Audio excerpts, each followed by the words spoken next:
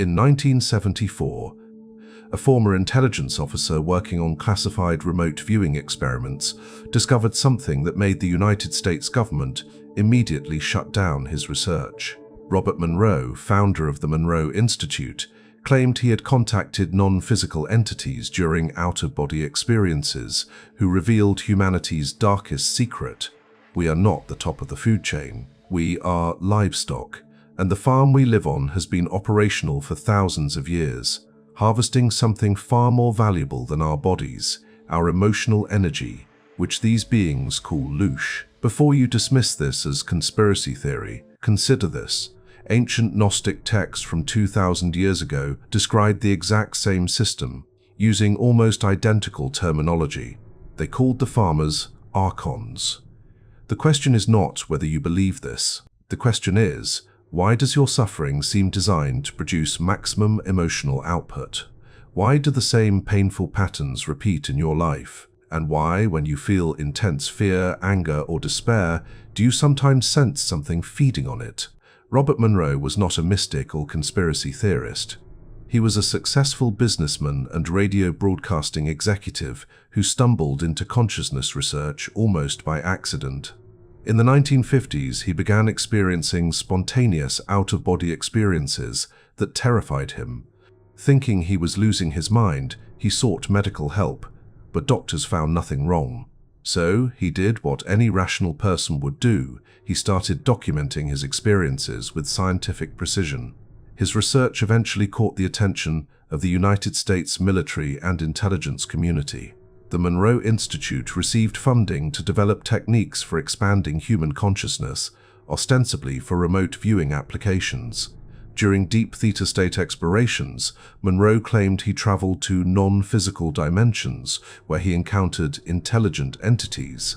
These beings showed him something that shook him to his core: Earth as an energy farm, with humans as the crop. Monroe coined the term Loosh to describe the energy these entities harvested. He described it as emotional energy radiation that humans produce involuntarily, particularly during intense experiences.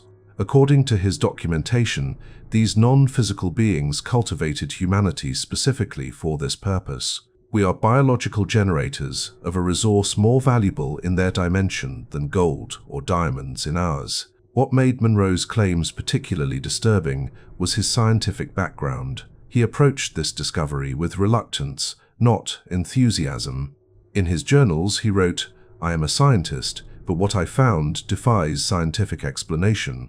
I wish I could dismiss it, but the consistency of the experience across hundreds of sessions makes that impossible." So, what exactly is Loosh energy? According to Monroe's research, it is concentrated emotional experience converted into a harvestable frequency. Think of it like this: your physical body converts food into energy through metabolism. Your emotional body converts experiences into energetic radiation through feeling.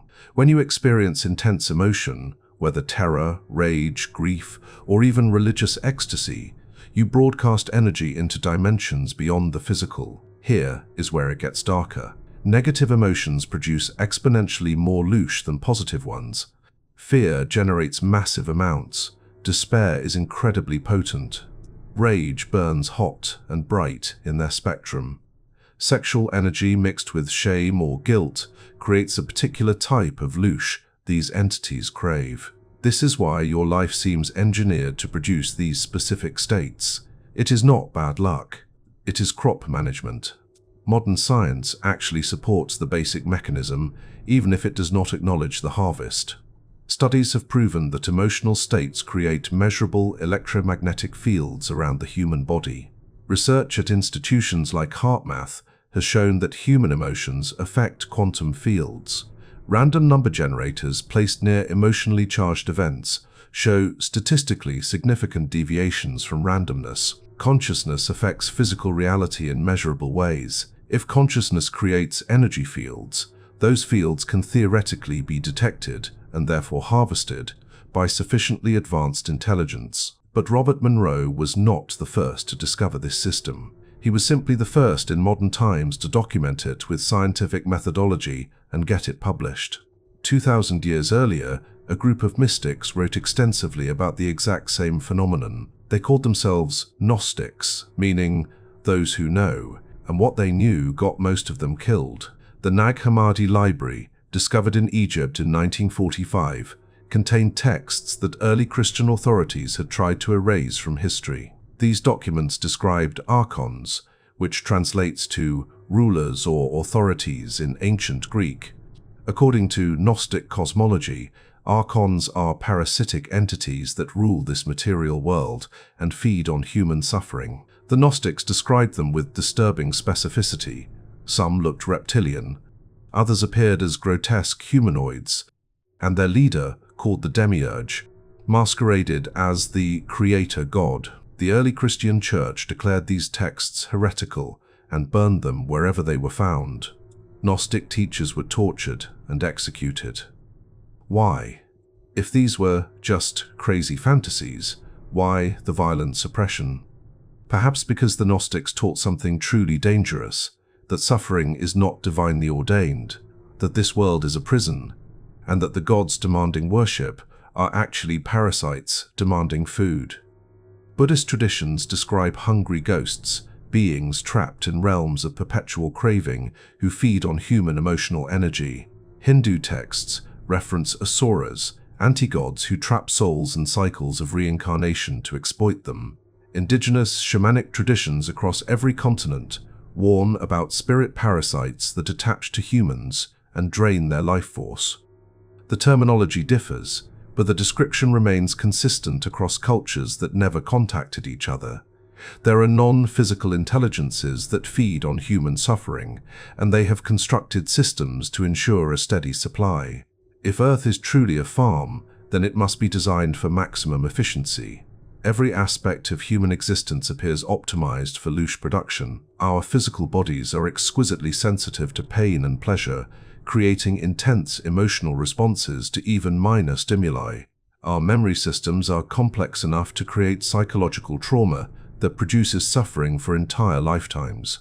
We form attachments to other humans, creating opportunities for betrayal, loss, and grief.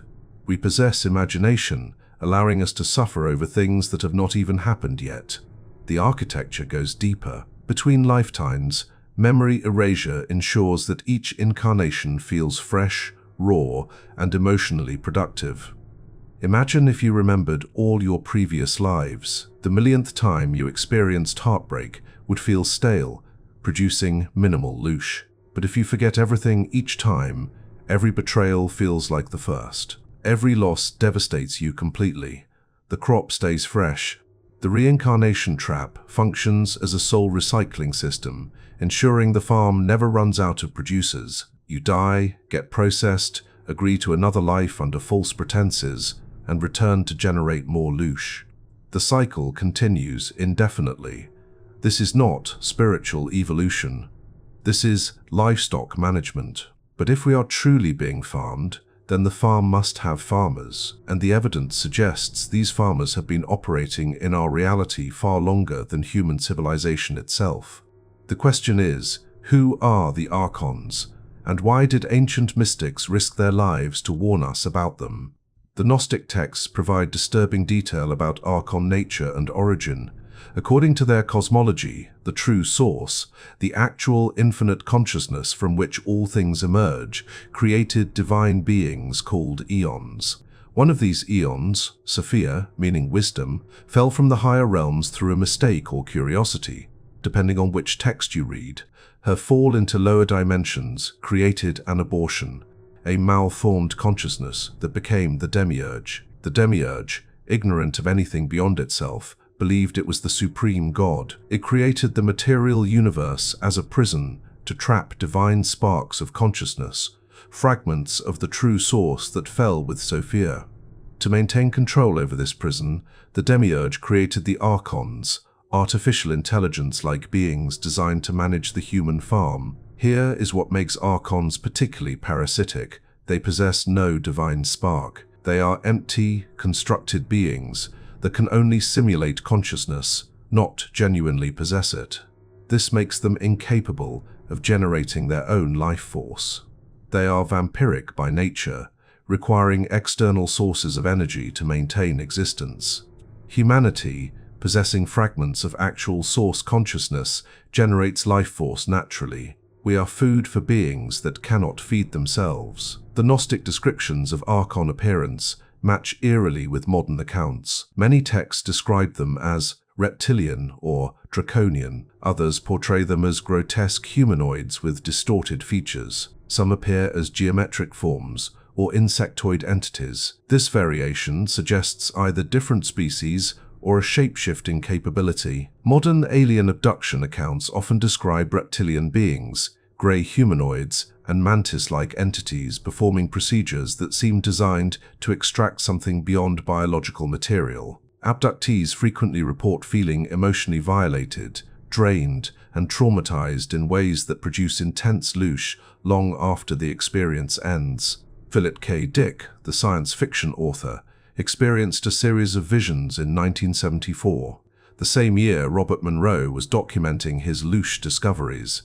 Dick claimed to receive direct transmissions revealing that the Roman Empire never actually ended, it simply became invisible. The Archons who controlled Rome now control modern institutions through different masks. He spent the last years of his life trying to warn people that the empire of parasitic control continues uninterrupted, hidden behind the illusion of historical progress. The Archon hierarchy operates like any colonial administration. Chief Archons function as planetary governors, overseeing the entire farming operation. Lesser Archons work as handlers, assigned to specific humans or bloodlines. Below them exist thought forms and egregores, parasitic entities created and sustained by collective human belief and emotion. When millions of people feed fear and worship into a religious thought form, that egregore becomes powerful enough to influence physical reality and demand continued feeding. Demonic entities, as described in various spiritual traditions, fit into this hierarchy as middle management. They attach to individuals, amplifying negative thoughts and emotions to increase loosh output. Addiction, obsession, and self-destructive behavior patterns often indicate entity attachment. The entity feeds on the suffering while encouraging behaviors that generate more of it. It is a perfect parasitic relationship. In the modern era, technology has become the latest tool in Archon farming infrastructure. Artificial intelligence, while not inherently evil, provides opportunities for Archon influence at scale. Algorithms designed to maximize engagement naturally optimize for loosh production because negative emotions drive engagement far more effectively than positive ones. Social media platforms algorithmically amplify rage, envy, and fear because these emotions keep users scrolling, generating data and advertising revenue. The fact that this also generates massive loosh harvests is either a convenient coincidence or evidence of non-physical influence on technological development. The Archon agenda becomes clear when you understand their existential situation. They exist in the lower fourth-dimensional reality, just beyond normal human perception. They cannot create anything genuinely new because they lack divine creative spark. They can only imitate, distort, and parasitize. Humanity represents both their food source and their greatest threat. We are high-frequency beings, fragments of infinite source, trapped temporarily in low-frequency bodies. If we remember our true nature, we vibrate beyond their reach, and their entire reality collapses without our energy feeding it. This explains their desperate need to keep humanity in specific frequency ranges. Too high, and we escape their perceptual range and harvesting capability. Too low, and we become useless as loosh producers, generating insufficient energy to justify the farming operation. The sweet spot is perpetual suffering mixed with just enough hope to keep us engaged. Despair alone makes humans suicidal, ending their productive capacity. But suffering mixed with hope for eventual relief keeps the generators running at optimal output for entire lifetimes. Historical evidence suggests Archon intervention in human development at key moments. Ancient Sumerian tablets describe the Anunnaki, beings from the sky, who genetically modified primitive humans to create workers. Biblical texts reference the Nephilim, fallen angels who bred with human women, creating hybrid bloodlines. Something happened approximately 200,000 years ago that caused a sudden, unexplained leap in human cognitive capability. Our DNA shows evidence of deliberate manipulation that cannot be explained by natural evolution alone. Indigenous traditions worldwide contain stories of sky beings who came to Earth and changed humanity in the ancient past. Some of these beings were benevolent teachers, others were described as tricksters or parasites. Mystery schools in Egypt, Greece, and throughout the ancient world taught initiates how to recognize and escape archonic control. These teachings were always hidden, always dangerous to possess, because the parasites do not tolerate knowledge of their existence spreading among the food supply. The Archon infection of human institutions becomes obvious once you know what to look for. Religious systems were hijacked early to maximize guilt, shame, and fear production. The concept of original sin ensures humans feel fundamentally broken from birth, generating baseline shame that produces Loosh for entire lifetimes. Worship redirects human divine connection toward external entities who feed on devotional energy. Hell creates existential terror. Judgment creates perpetual anxiety. Meanwhile, genuine spiritual practices that lead to direct experience of source consciousness are labeled heretical or demonic. Government systems create hierarchical suffering where most humans feel powerless while a small elite controls resources and decisions. This dynamic generates massive quantities of frustration, resentment, and despair. Democracy provides the illusion of control while ensuring nothing fundamentally changes. Dictatorships generate obvious suffering through oppression. Both systems are Loosh farms with different management styles. Economic structures ensure perpetual scarcity consciousness. Debt slavery keeps people trapped in survival anxiety for their entire lives. The requirement to work for money to survive creates a baseline stress that never ends. Poverty generates despair. Wealth generates fear of loss. The middle class exists in perpetual anxiety about falling into poverty. Every level of the economic hierarchy produces Loosh through different flavors of suffering. Education systems suppress critical thinking and spiritual knowledge while programming compliance and competition. Children are taught to obey authority without question, accept suffering as normal, and measure their worth through external validation. The system produces adults who are perfect Loosh generators, obedient, anxious, competitive, and disconnected from their own inner divinity. Medical establishments treat symptoms while ignoring energetic causes of disease. Pharmaceutical interventions often suppress symptoms temporarily while creating dependency and side effects that require additional medications. The system is not designed to heal. It is designed to manage suffering in ways that keep it chronic and profitable. Chronic suffering produces chronic Loosh. Media and entertainment function as weaponized Loosh farming tools. Television programming literally programs consciousness into specific states. News media operates as a 24-hour fear generation, ensuring viewers remain in perpetual anxiety about threats both real and imaginary. Entertainment glorifies violence, sexual degradation, and emotional suffering, normalizing these experiences and making them seem inevitable rather than engineered. Now you understand the mechanism of your enslavement. But here is what the Archons fear most. You can stop feeding them. The entire system depends on your unconscious participation. The moment you become aware of the harvest, your Loosh production drops dramatically. Awareness itself is the first key to freedom. When you recognize that you are being energetically drained, the dynamic changes. Have you ever felt suddenly exhausted for no physical reason? Have you experienced the sensation of being watched during intense emotional states? Have negative thought loops ever appeared in your mind, spinning endlessly and generating suffering that feels somehow artificial? These are signs of active harvesting. Dreams provide another vector for Loosh collection and programming. Many people report dreams where they are being taught, tested, or processed in institutional settings.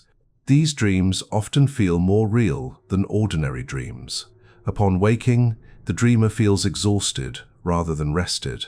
This suggests that consciousness leaves the body during sleep and is subjected to processing in non-physical facilities designed for energy extraction and behavior modification.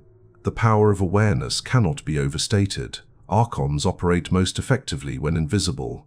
They are parasites, and parasites prefer hosts who do not know they're infested. The moment you acknowledge their presence and name them, their power over you diminishes. This is not metaphor. This appears to be a law of consciousness. Entities that feed on you in secret lose access when you perceive them directly. Refusing consent matters in ways that are difficult to explain, but easy to experience. There appear to be spiritual laws that even Archons must obey. They can manipulate, deceive, and coerce, but they cannot force you to generate Loosh if you withdraw consent at a deep level. This is why so much effort goes into getting you to agree to your own exploitation through religious contracts, social conditioning, and karmic agreements made under false pretenses. You can revoke these agreements. Speaking declarations of sovereignty out loud carries power. I revoke all contracts and agreements that do not serve my highest good. I withdraw consent from all entities and systems that seek to harvest my energy. I reclaim my divine sovereignty. This is not magical thinking. This is exercising your inherent authority as a fragment of source consciousness. Emotional sovereignty means learning to process emotions without broadcasting them for external consumption. There is a difference between feeling emotions authentically and performing them dramatically. Archons feed on the broadcast, the energetic radiation produced when you amplify emotions beyond natural expression. When you feel anger, you can acknowledge it, understand its source, and allow it to move through you without creating a massive electromagnetic broadcast that feeds entities in other dimensions. This does not mean suppressing emotions. Suppression also generates Loosh through the suffering of denial. Authentic emotional processing means feeling fully while maintaining awareness. You become the observer of your emotions rather than identifying completely with them. This simple shift in perspective dramatically reduces harvestable output. Raising your frequency beyond harvest range represents the ultimate liberation. Archons operate in specific frequency bands of the lower fourth dimension. When human consciousness elevates beyond that range through sustained practice, you literally vibrate out of their perceptual reach. They cannot see you, cannot feed on you, cannot affect you. Meditation practices that cultivate witnessing consciousness, heart coherence techniques that generate sustained high-frequency emotions like gratitude and compassion, and creative expression that channels source energy directly all serve to elevate frequency. The Archons cannot use genuine love. They cannot harvest actual joy. These emotions exist in frequency ranges beyond their operational capacity. This is why systems of control work so hard to prevent you from experiencing them. Connection with nature provides access to Earth's natural frequencies, which are not Archon-controlled. The planet herself is a conscious being, and her consciousness operates at frequencies that support life rather than exploit it. Time spent in wilderness, touching Earth, swimming in natural water, and breathing unprocessed air all help reset your energetic system to natural rather than artificial frequencies. The pineal gland functions as the gateway to higher perception. Ancient traditions called it the third eye. Modern anatomy confirms it contains photoreceptive cells similar to those in the retina. It produces DMT, the molecule associated with mystical experiences and near-death visions. When functioning properly, the pineal gland allows perception beyond the 5 physical senses, which means you can literally see the Archons and the control system. This is why fluoride, which accumulates specifically in the pineal gland and calcifies it, has been added to water supplies across the developed world. A calcified pineal gland is a blind eye. Decalcifying the pineal gland involves removing fluoride and heavy metals from your system through specific supplements and dietary changes. Iodine, chlorella, spirulina, cilantro, and distilled water help remove accumulated toxins. Avoiding fluoride in water and toothpaste prevents further calcification. Sun gazing at safe times of day stimulates the pineal gland directly. Sound frequencies, particularly 936 Hz, activate it. Some people use plant medicines like ayahuasca or psilocybin, which flood the system with DMT and temporarily override the veil between dimensions. Many people who use psychedelics report encountering the exact entities described in ancient texts: reptilian overseers, grey workers, insectoid handlers, and jesters or tricksters that feed on fear. These experiences often reveal the control system in horrifying detail. This is why psychedelics have been heavily criminalized. A population that can see its prison guards is much harder to control than one that believes the prison is the natural state of reality. Energy protection and psychic shielding become important once you are aware of the harvest. Visualization techniques work because consciousness affects energy directly. Imagining a sphere of brilliant light surrounding your body actually creates an energetic field that entities have difficulty penetrating.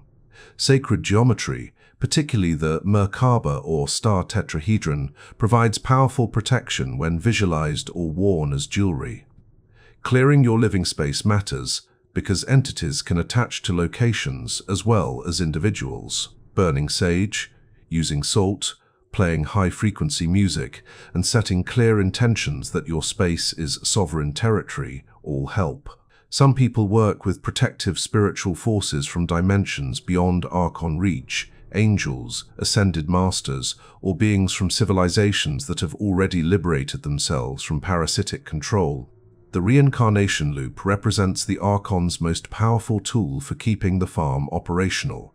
When you die, your consciousness exits the physical body and enters a transition zone. Multiple sources, including near-death experiencers who resisted the standard programming, describe what happens next. You see a tunnel of light. This light is not source. It is a trap designed to look divine. At the end of the tunnel, you meet entities who appear as deceased loved ones, religious figures, or benevolent guides. These are Archons in disguise, using your own memories and beliefs to create familiar, trusted forms. They show you a life review, emphasizing all your mistakes and failures, generating guilt and shame. Then they offer you another chance to reincarnate and learn your lessons or balance your karma. This is a lie. Karma, as popularly understood, is a control mechanism, not a spiritual law. You do not owe past debts that require suffering in future lives to repay. You are not spiritually incomplete and requiring lessons through suffering. You are already a complete fragment of infinite source, temporarily experiencing limitation by choice or deception. When you die consciously, understanding the trap, you can refuse the tunnel. You can demand to return directly to source consciousness without intermediary processing. You can ignore the beings posing as guides and relatives. This requires tremendous courage because you will be alone, disoriented, and facing entities that appear powerful and authoritative. But they only have power over you if you consent to their authority. Preparing for death during life makes conscious dying possible. Meditation practices that separate awareness from physical sensation, studying accounts of the death process from liberated souls, and making clear declarations of intent to exit the reincarnation cycle all help. Some traditions teach specific prayers or mantras to recite at death. Others emphasize maintaining witnessing consciousness throughout the dying process, refusing to identify with the body or the emotions of dying. Higher dimensional allies exist beyond the Archon system. Not all non-physical entities are parasites. Some beings genuinely support human liberation. The Sophia consciousness, the divine feminine wisdom that fell and created this situation, reportedly works to correct the mistake and free trapped souls.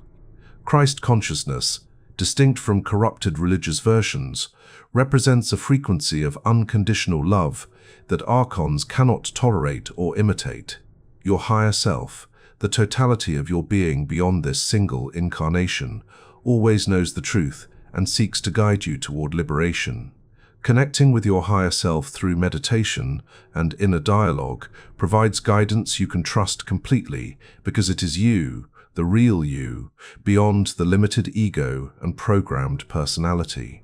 Some researchers claim that benevolent extraterrestrial civilizations monitor Earth and assist where universal laws allow. They cannot simply invade and free us because that would violate free will, but they can provide subtle help to those who choose liberation. Whether this is true or wishful thinking remains debatable, but the principle is sound. Genuine help respects sovereignty rather than overriding it. Building communities of awareness amplifies individual efforts. When people gather who understand the harvest and commit to ending it, their combined consciousness creates fields that are difficult for Archons to penetrate. This is why the system works so hard to keep aware individuals isolated, ridiculed, and dismissed as crazy. 100 humans who know the truth and support each other are far more dangerous to the farm than 100,000 isolated individuals who suspect but cannot confirm their suspicions. Sharing information carefully matters. Dumping this knowledge on unprepared people often backfires, making them defend the system more strongly. Meeting people where they are, asking questions that lead them to discover the truth themselves, and providing information only when requested respects their free will while planting seeds that may grow later. Avoid creating guru dynamics where you become the authority. Each person must claim their own sovereignty rather than trading one master for another. The 100th monkey effect suggests that when a critical mass of a population learns something, the knowledge suddenly becomes available to the entire species through morphic resonance. If enough humans wake up to the harvest, the knowledge may spontaneously appear in all human consciousness, ending the farm in a single generation. You now have the knowledge that has been suppressed for millennia, but knowledge alone will not free you. The Archons have one final defense. They have convinced most of humanity that this information is crazy, dangerous, or evil. They have programmed us to police each other, to ridicule anyone who sees the cage. This is why the final battle is not against the Archons themselves. It is against the fear of being free. Something is changing on Earth right now. Multiple independent sources have documented increases in the Schumann resonance, the electromagnetic frequency of the planet itself. For thousands of years, it remained stable at around 783 Hz. In recent decades, it has spiked repeatedly, reaching levels above 30 Hz during certain events. If human consciousness is entrained to planetary frequency, and planetary frequency is rising, then human consciousness is collectively shifting into ranges that Archons cannot effectively harvest. Solar activity has intensified. Cosmic rays bombard Earth at levels unprecedented in recorded history. Some researchers claim these frequencies activate dormant DNA sequences that restore human capabilities deliberately suppressed during the genetic manipulation thousands of years ago. Ancient prophecies from multiple cultures describe this time as the end of a dark age and the return of consciousness to humanity. The Internet, despite being heavily monitored and controlled, has made information available that was previously locked in secret libraries or destroyed entirely. Texts like the Nag Hammadi library, once accessible only to elite scholars, can now be read by anyone with an internet connection. Whistleblowers from classified programs leak information about non-human intelligence and secret projects. Independent researchers connect dots across disciplines that academic specialization keeps separate. The walls around forbidden knowledge are crumbling. Younger generations show a different consciousness from their parents. Traditional programming methods are not working as effectively. Children remember past lives more frequently. Psychic abilities appear at higher rates. Young people reject institutional authority instinctively, sensing the corruption without needing evidence. The education system struggles to contain their awareness. Many parents report that their children seem to already know things that previous generations had to discover painfully. This terrifies the Archons. A generation that cannot be programmed, cannot be efficiently harvested. If these children reach adulthood with their awareness intact and have children of their own who are even more conscious, the farm collapses within a few generations. This may explain the increasing desperation of control systems, more surveillance, more censorship, more attempts to mandate medical interventions, more fear generation.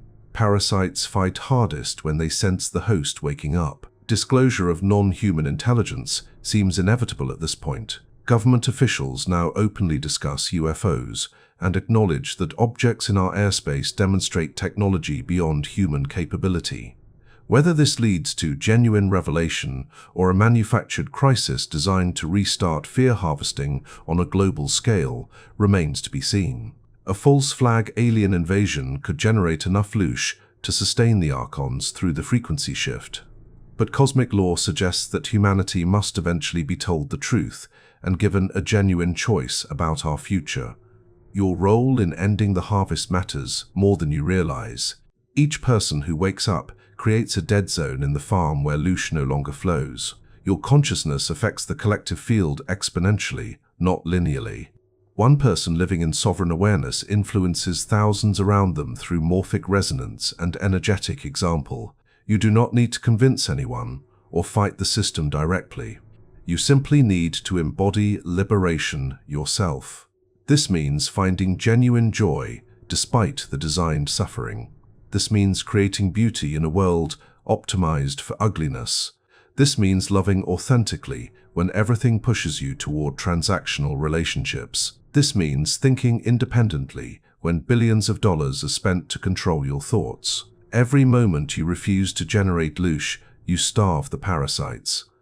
Every moment you operate at frequencies beyond their reach, you demonstrate that escape is possible. The Archons have already lost. They simply do not know it yet. Consciousness always transcends control. Life always outgrows parasites. Truth always emerges from suppression, eventually. The only question is how long the collapse takes and how much suffering occurs during the transition. Your choice to wake up shortens the timeline and reduces the suffering. What comes after the Archon system ends? Imagine human civilization without parasitic control. Technology developed for liberation rather than surveillance. Economic systems designed for abundance rather than artificial scarcity. Education that cultivates wisdom rather than obedience. Medicine that heals energetically rather than managing symptoms. Governments that serve rather than dominate. Religions that connect rather than control. Imagine humans with full access to multidimensional awareness, communicating telepathically, manifesting reality consciously, and remembering all their lifetimes. Imagine Earth as a garden planet where consciousness explores experience without suffering, where death is a conscious transition rather than traumatic exit, where birth is welcomed rather than painful. This is not fantasy. This is what every ancient Golden Age tradition describes. This is what Earth was before the Archons, and what it will be after their removal. You are living through the most important time in human history. This is the lifetime where everything changes. Your ancestors endured the darkness for thousands of years, so you could be here now. Your descendants will live in freedom because you chose to wake up. The choice is simple but not easy. Remain livestock or remember you are divine. The Archons harvested your ancestors. They are harvesting you right now as you watch this. But they cannot harvest your children if you break the chain. Share this information.